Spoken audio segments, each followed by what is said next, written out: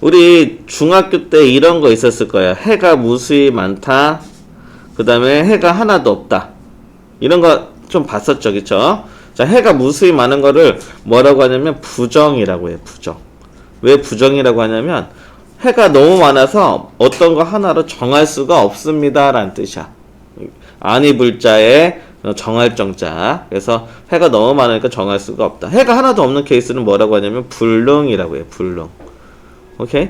자, 한번 읽어볼게요. 부정방정식. 일반적으로 방정식의 개수와 미지수의 개수는 같다. 그런데 방정식의 개수가 미지수의 개수보다 적을 때는 근이 무수히 많아서 그 근을 정할 수 없게 되는데, 저기 무슨 얘기냐면, 자, 봐봐요. 선생님 또 이것도 설명할게요. x 더하기 y는 4예요. 자, 얘는 식이 한 개죠. 근데 미지수는 몇 개입니까? 미지수는 2개예요. 2개. x랑 y. 그쵸?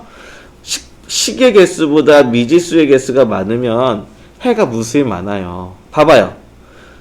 여기 식이 하나인데 미지수는 2개잖아? 그러면 이거 만족하는 해는 무수히 많죠. 오케이? 자, 뭐 0, 4도 있고 얼마도 있어요? 1, 3, 2, 2, 3, 1, 4, 0, 5, 마이너스 1, 6, 마이너스 2, 땡땡땡땡땡 계속 많죠? 자, 그래서 이렇게 해가 무수히 많아요. 이렇게 이러한 방정식이 너무 해가 많으니까 해를 정할 수가 없겠죠. 그래서 이런 방정식을 부정방정식이라고 얘기를 하는 거예요. 오케이? 자, 그런데 식은 하나인데 미지수가 2개면 해가 무수히 많은데 그 해를 어떻게 찾지? 자, 그래서 우리는요, 아까도 마찬가지로 선생님이 x 더하기 y는 4를 예를 들었지만 여기에서 선생님이 x, y에 대한 조건을 줄 거예요. 자연수. 이렇게 하면 해가 딱 몇 개밖에 없습니다. 그쵸? 아까 해가 무수히 많았지만 자연수란 조건을 주면 1, 3, 2, 2, 3, 1 딱 3개만 나오네요. 됐어요? 자, 그래서 부정방정식을 할 때는 근에 대한 어떠한 정수 조건이라든지 실수 조건이 주어집니다. 그래서 그 근을 확정하게 됩니다. 너무 많아요. 무수히 많지만 어떠한 근에다가 정수 조건이나 실수 조건이 주어지면 그 근이 몇 개 없다라는 겁니다. 이해됐어요? 그래서 반드시 주어진 조건을 확인해야 합니다. 이게 부정방정식입니다. 자, 부정방정식 풀이하는 방법입니다.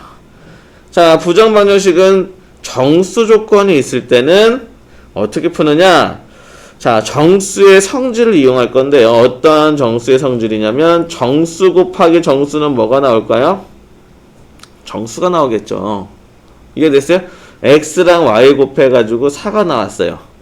그럼 이거는 뭐 있어요? 1, 4, 2, 2, 4, 1. 정수니까 마일, 마사, 마이, 마이, 마사, 마일. 이렇게. 무슨 얘기인지 알겠습니까? 곱을 했더니 4가 되는 케이스들을 찾아주시면 되겠어요. 그래서 정수 곱하기 정수는 정수입니다. 라는 성질을 이용해서 우리는 해를 찾아주시면 되겠습니다. 오케이. 자, 그 다음에 그러면 우리는 항상 정수 조건이 있으면 어떻게 해야 돼? 이런 형식이 돼야 돼. 이런 형식. 뭐 곱하기 뭐는 얼마다? 이렇게. 오케이? 정수 곱하기 정수는 정수다. 이런 형식으로 바꿔줘서 푸는 연습을 할 거예요. 자, 그 다음에 실수 조건이 있을 때는 어떻게 하느냐? 실수 조건이 있으면 실수의 성질을 이용하셔야겠죠? 실수를 제곱하면 항상 양수가 된다라는 거. 그쵸? 0 이상이 된다라는 거를 해서, 자, 요런 형식으로 바꿀 거예요. 근데 얘가 실수야. 그러니까 얘도 0 이상인 거고, 얘도 0 이상인 거야. 0 이상인 두 놈을 더했더니 0 나왔어. 그렇다는 얘기는 A도 0이고 B도 0일 수밖에 없습니다. 무슨 얘기인지 알겠죠? 뭐, 요런 형식으로 문제를 풀던지, 또 하나는 또 어떻게 풀 거냐면 얘를 한 문자에 대해서 내림차순으로 정리를 할 거예요. 그래가지고 뭐 예를 들어서 뭐 x에 관해서 내림차순으로 정리가 된다든지 y에 관해서 내림차순으로 되겠죠. 방정식이. 됐습니까? 그렇게 하고서 x, y가 실수라는 조건이 주어지면 x값이 실수라는 얘기잖아. 그러면 해가 실수라는 얘기죠. 그거 만족하는 x값이 근이니까. 이해돼요? 그래서 실근을 갖습니다. 라는 판별식이 0 이상입니다. 이걸 써가지고 문제를 찾기도 합니다. 오케이? 자, 그래서 얘 고치는 요령을 한번 볼게요. 자, 이제 정수 조건이 나왔네요. 자, 선생님 고치는 요령 연습합니다. xy 빼기 x 마이너스 y 이렇게 돼 있죠? 자, 여기에서 요 상수 부분을 선생님은 이렇게 이항을 시킬 거예요. 여기까지 됐습니까? 그렇게 해서 우리는 얘가 정수 조건을 이용해서 할 거니까 곱하기 형식으로 표현하셔야 돼. 우리의 목적이야.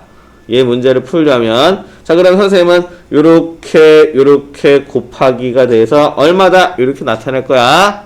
자, 그렇게 해서 얘를 보는 거야. x, y가 보이죠? 그러면 선생님이 얘 어떻게 하는지 잘 봐요. 연습해야 돼. x 하나 놓고 y 하나 놓으면 x, y 표현 되겠죠? 마이너스 x가 나왔다는 얘기는 여기에 마이너스 1이 있으면 되겠죠?